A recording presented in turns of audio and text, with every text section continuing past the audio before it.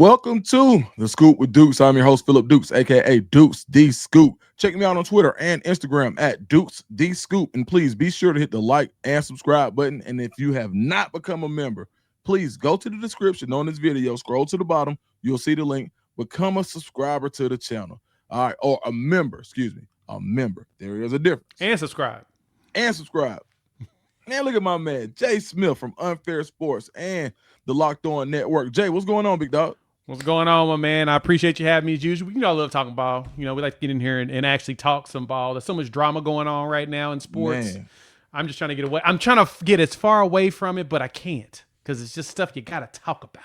Man, you got to, man. So this is the CU Scoop, as you know. So right now, I want to talk about how would you grade the first quarter of the season? I would say this is probably the first 30-35% of the season. What's Colorado's 5 games in? So let's say it's not quite. Actually, right before the first half. Yeah, roughly right before the first half. What, about 30 in? Yeah. So instead of grading the whole thing, let me ask you this: what position group would you like to see more from? Give me 3 position groups and rank them. Oh, man, that's easy. First off, I need to see that secondary. I said DBs, safeties, just secondary in general. They're number one on my list because they're the ones that can help control a lot of the quote-unquote bleeding that's happening with Colorado, especially on the defensive side of the ball. Right behind them is that defensive front, that front 7. So I had to group them both separately, but DBs first, because if you keep quarterbacks from being able to pass, it's going to give your front 7 more time to be able to force them to either get rid of the ball when they don't want to, or you're going to force them to go ahead and run. And then that front 7 follow right behind them, dude. They got to read them, get them reads better, and they got to stop the run. They can't stop a nosebleed right now, dog. And it's just crazy that last year that was one of the things that was borderline the bread and butter. They were taking dudes out on the run, and so it was forcing them to have to throw against them more and throw against that really good secondary. Where right now, the entire defense, Coach Livingston's got a lot of work to do in fixing that, but I think that's the first 2 to start. The third one that I want to see more out of, quarterback. I need K-Salt to figure this out. I need him to be that dual threat quarterback that we knew coming in. They targeted him in the portal for a reason. My boy, you're built to, we've synced you run. We've synced you pass. We've synced you do both in a game. Right. Give us both of those. Like, we need you to be the biggest threat on the field for this team right now as they're trying to figure out the running identity, especially because of all the injuries that's been happening. Absolutely. All right, so conversely, let's talk about 3 position groups that have impressed you so far. Ooh, man. Now, let's start with this, Dukes. You've been watching this offensive line, right? Mm-hmm. You've seen them the last 2 years and how things were going when they had Shedeur out there and how it felt like he was running for his life. Mm-hmm. I have not been more impressed with a line than I have been with this one. Like, of course, the franchise himself is already one of the highest graded players at PFF. He's balling out. But overall, that line has been given great time and protection for the passing game.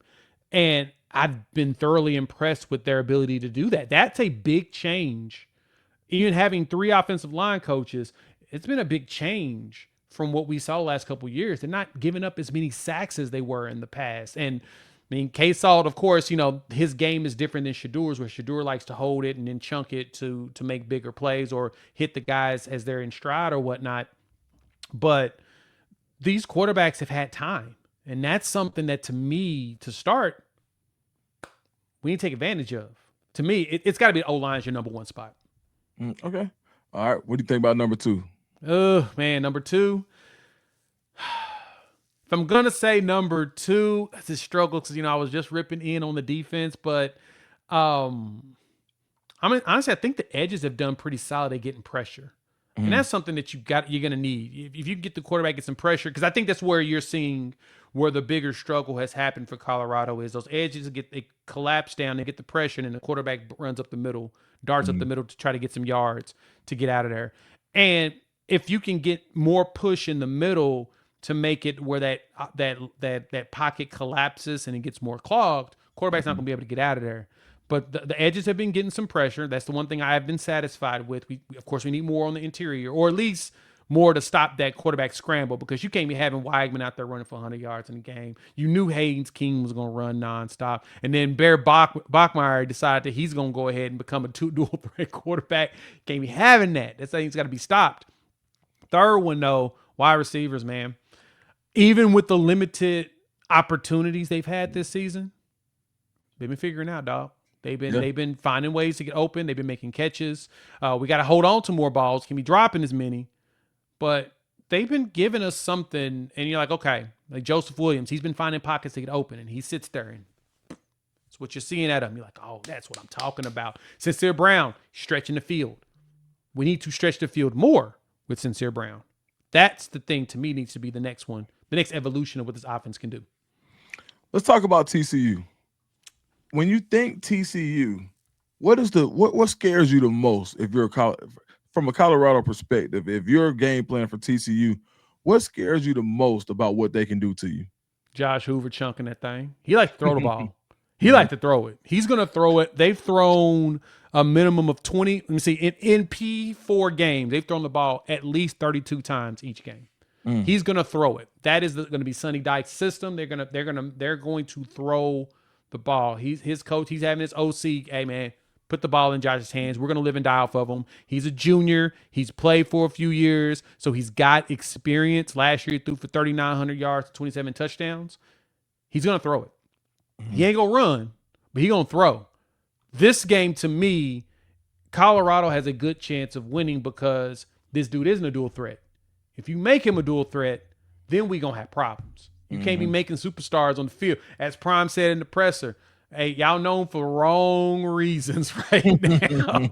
You need to be known for being dominant in a good way, not being dominated. And that, to me, Josh Hoover is the one that terrifies me as of right now. In Prime's press conference, he had a really good quote. I've been saying it. Matter of fact, I went to my son's practice and somebody mentioned it at practice. Like the same day, like Prime, he had a crazy quote where he, speaking as him, which as only he can do, he says, hey, look, this is from him.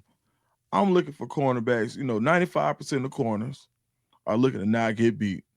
5% are looking to make a play. Do you feel that it's possible to be a 95%er, to grow into a 5%er? As in, could that guy that Coach Prime is looking for on the other side, could he be on the roster already with a change of attitude? I think that there's a possibility one is there. I would say yes. I think that there's somebody there right now that could be the person that could make the play, that could be the one that, like you said, could go out there and make plays on a regular. Like, it feels like the DBs as of right now, their mindset really is, I don't want to get beat. And what happens is they end up get beat. That's what happens if you're basically speaking it into existence type deal. And you don't need that. You don't need that from the squad. The squad shouldn't be built that way. Prime even talked about the confidence in there, and that you're at Colorado, I shouldn't be worried about that. You know that the target's going to be on your back. Target's on your back, because Prime's here. So everybody loves the feeling of beating Deion Sanders. They can say, oh, Deion Sanders overrated. Oh, Deion Sanders isn't that good. People want to take advantage of that. You got to be the ones to say, nah, y'all not going to do that to us. And you can if you do it right. So I think that they have some. I think they've got players there in the room. This will be the perfect test. He's going to throw the ball. How are you going to stop them from throwing it? It's a combination of not only the players making plays, but also the coaches putting them in the right position. And I think Coach Livingston can. But again, this is the game to show us if you got it or not. How important do you feel like Colorado's special teams have been so far? Or how impressed are you with the special teams? Like, I think Colorado's only had 2 kickoffs returned against them all year. Special teams has been balling. How have you felt about the special teams play? Same, man. I think they've been balling out. I think they've been putting this team in the right position. I need to look up the stat at where their starting position on each offensive possession, but I believe it's pretty high. They've been getting some good yardage positioning or whatnot this season, and it's all because of special teams. They are doing a good job of tackling and that's the hard part is tackling in space like that. And that's the one thing that I never felt like Colorado would have a problem. Now I think I'm seeing that a little bit worse on defense in comparison, but tackling in space, special teams getting it. And to me, that's the way. The best spot. And I've heard other coaches say this before. That's the best spot to gain the confidence of the coaching staff to get you more minutes. If you're showing it on special teams that you're gonna the little details there and make sure that you're not getting beat there, that should push for you to get more time on the field. I think that's exactly what they're doing right now. And I mean, some players are gonna have to find a way to get on the field at this point. They're gonna have to do it. If Colorado's in a recruiting battle against TCU and one of these players is at the game, how do you sell Colorado to somebody who's visiting on TCU side and you pick the position, a position of need? Whatever position of need is, how do you sell Colorado to a position of need? If there's one thing I'll give to Prime and the way this coaching staff has worked in the capacity in recruiting is this. If you can play, we're going to put you on the field. You're seeing freshmen get game time, right? You're seeing transfers walk in and immediately take spots. They're playing the players that can play. That to me is a heavy selling point. A lot of schools like, all right, they'll tell you, yeah, you can earn a spot or opportunity, blah, blah, blah. They'll tell you that. But in a lot of situations, you don't see them end up putting players in that should probably be playing. Colorado's doing that. They're throwing dudes out there immediately saying, no, you're going to play. You saw at the quarterback spot. Even at quarterback, they're like, hey, he had the best practice. We're going to give him a shot. You have not been giving us what you should have been giving us. You lock in practice, you'll get back in. But right now, we're going to give him a shot.